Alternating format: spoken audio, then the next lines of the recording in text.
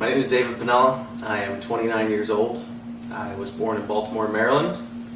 My sobriety date is November 10th, 2008. I started drinking around the age of 16, 17, and I was in high school. I remember my first drunk. It was Valentine's Day. We, as couples, went to a girl's house where her older siblings bought us booze, and I drank for the first time there, and it was a good feeling. I always hung out with a couple different groups of friends, but I always felt a little bit apart. And that night I was a part of. I felt right where I needed to be, and got blackout drunk that night. And I got blackout drunk the first time I drank, and I got blackout drunk the last time I drank. Progressed, started smoking marijuana here and there. I did that just to kind of fit in. It was just something that other people were doing, and I wanted to be doing what other people were doing. Went away to college, and it's the first time I tried cocaine, social party drug. At least it was for most people, and it was a party social drug for me for a very short period of time. It wasn't long before I was doing it when I could get my hands on it, and with however limited funds I had as a college person, but if I could have it, I did. And then it was weird. College did not go well. Failed out. When I came home, I took like a little time off that, and I got away from it. And I moved home, and the whole failure in college thing did not sit well with me. It didn't sit well with my family. I started to feel a little bit less than. I started to go out a lot more. Started to drink a lot more. And there were intervals where I was drinking a lot, and then I would quit drinking, and then I would do, there was a period of time where I was smoking a ton of marijuana and not drinking, and then went back into doing a little bit of cocaine, then wasn't drinking and just doing cocaine, and I was trying all these variables, and ultimately I was just bumping off every wall, trying to figure it all out, I guess. And there were certain times where I felt like I had it kind of in control, and there were certain times where I was like, I knew it was way out of control. And I remember starting to swear off drinking, and days, sometimes hours later, I would be drinking again. And there was a few times where I could drink a beer or drink something and put it down and go home, but inevitably there was always that bender, and nothing ever really seemed to like go right. I remember I'd have one job, and then a friend would see me at another job, and they would ask, "I thought you were working over here." And I would say, "Oh, well, it just it didn't work out," and I would give some story, but the bottom line was there was some insane situation that had happened due to like drinking and whatever else that I was doing at the time, and I had lost that opportunity, and this went on, like I said, from 16, I started having troubles at 17, 18, and this went on until I was 26 years old, and it was not a new issue for me, nor my parents, nor my family, nor my friends. I had several friends that at various points in my drinking and drug career not go out with me, and you know, and to tell me I'm not going out with you because I don't enjoy when you get like that, having to take care of you or bail you out, and it's just not worth it. I'm sorry. And you know, there was times where I confided in my family, like, you know, I think there's a problem, and I would quit drinking and get sober. And then there was times where I was like, there is no problem, and I would get angry, you know. So, needless to say, after a while, I just kept beating myself down until I decided to get sober, and I put a lot into sobriety, and I was working, and somewhere along the lines, I got the great idea that I could drink again. I put together 5 or 6 months of sobriety and decided I was going to go back out, and it didn't go well. It went, as a matter of fact, it went worse. It went horrible. I found myself doing things that I never ever would have imagined a person doing. That was, you know, raised by my family and my parents and in that house. And, you know, I remember sitting around the dinner table and talking about and hearing about other people as a younger teen, hearing, well, so and so did this, and my family being like, oh my God. And then here I was doing these things, and one weekend I swore off drinking again after I relapsed, and 1 week later I woke up in the woods underneath of a tarp. After a long weekend, I hadn't gone home for the whole weekend, and I woke up and I was just I felt like an animal. I didn't know I didn't know anything. I had no feeling, no emotion, completely just void of everything. And for some reason, I just got up and I walked to my sister's house. And when I got there, she opened the door, and through the glass door, she just looked at me, and she just dropped her head. And she just dropped her head, and she started crying, and I dropped mine, and I started to cry. And that was November 9th, 2008. That day I got honest with my family. I asked for some help. Went away to treatment, and I was in treatment for 3 days, and I was offered a halfway house, a sober living environment, and it was all such a whirlwind. I didn't know what was going on. What am I doing in treatment? What am I doing here? You know, I just got here, and now they're recommending me to go from Maryland to Florida. I've never even been to Florida, you know,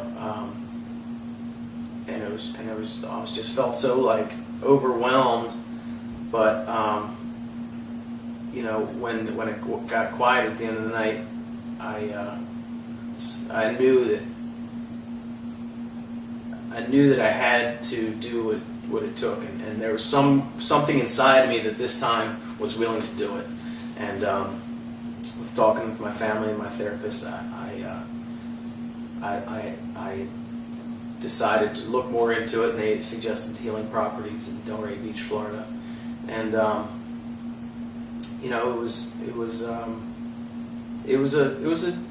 a big decision, and you know, in hindsight, it was even bigger than I knew then, because it was the turning point. It was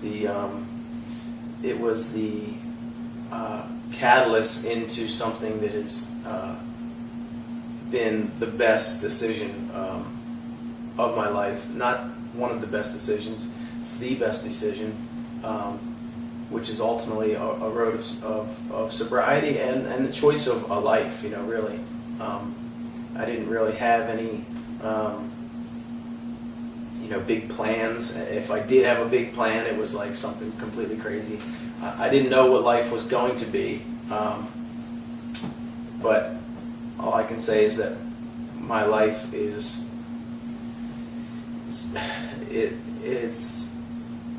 I don't want to say it's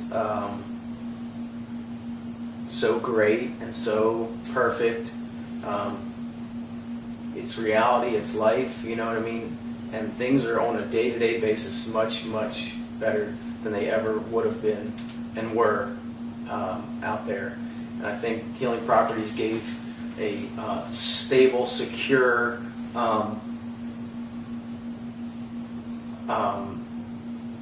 quiet, structured place that I could just get my feet under me and just start to reflect and take time to start to figure out what am I going to do, and how am I going to start rebuilding here.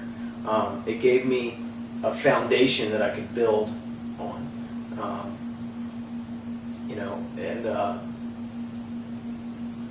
it was just what I needed. I was here for 7 months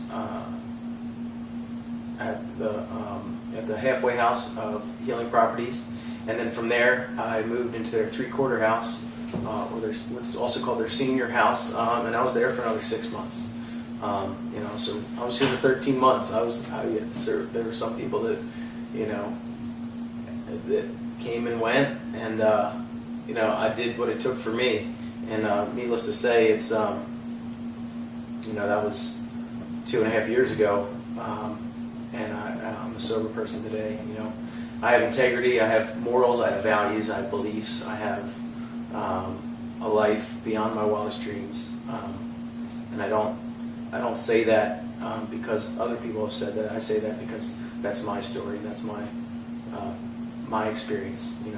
I don't live another life. I live my life today. I have good relationships. I'm recommended from when I go to get another job, as I'm getting a promotion, I'm recommended. I work hard. I have fun. I laugh, and I can't say enough about Healing Properties.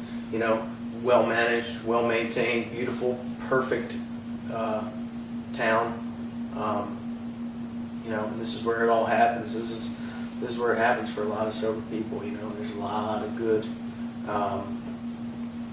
things that come out of Healing Properties. A lot of good things come out of sobriety.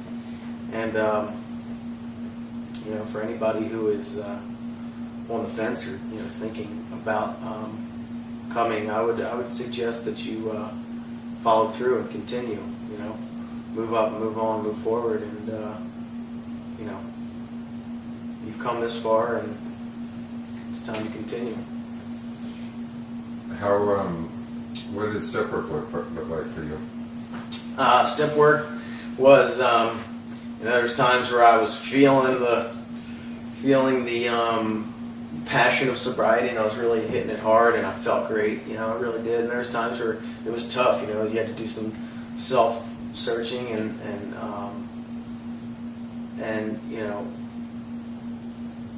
do some work. But ultimately, every time I kept on the path, things were getting better.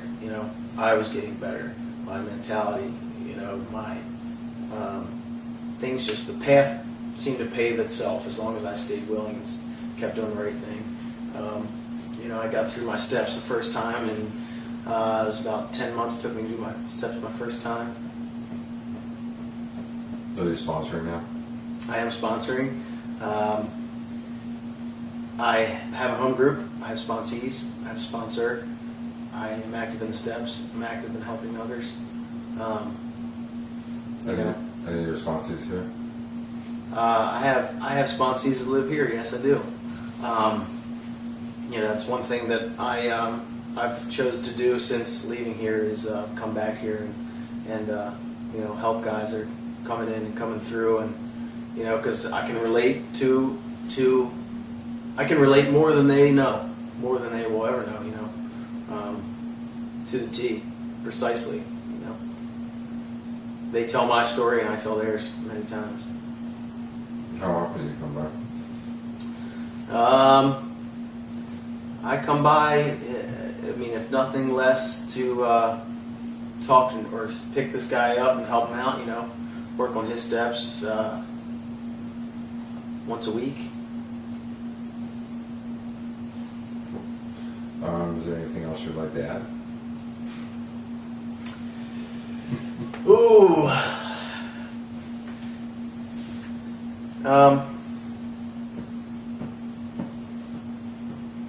There doesn't have to be.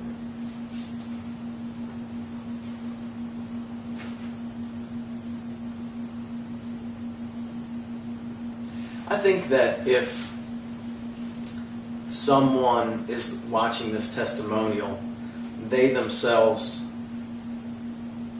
or a loved one are at a place where they should really think about coming here.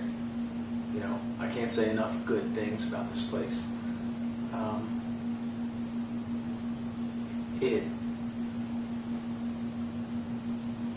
If you have someone that is thinking about coming to a sober living facility, this is the place. I mean, this is where it all happened for me. I mean, there's really, like I said, nothing that I can say that would ever make you understand or anyone understand. But you know, this is where my chance began, and this is, you know, where it still continues. Really. Awesome. Thank you, Dave Pinell. And that's my cell phone ringing. People are calling me. People call now because they want to talk sometimes. Thank you, sir.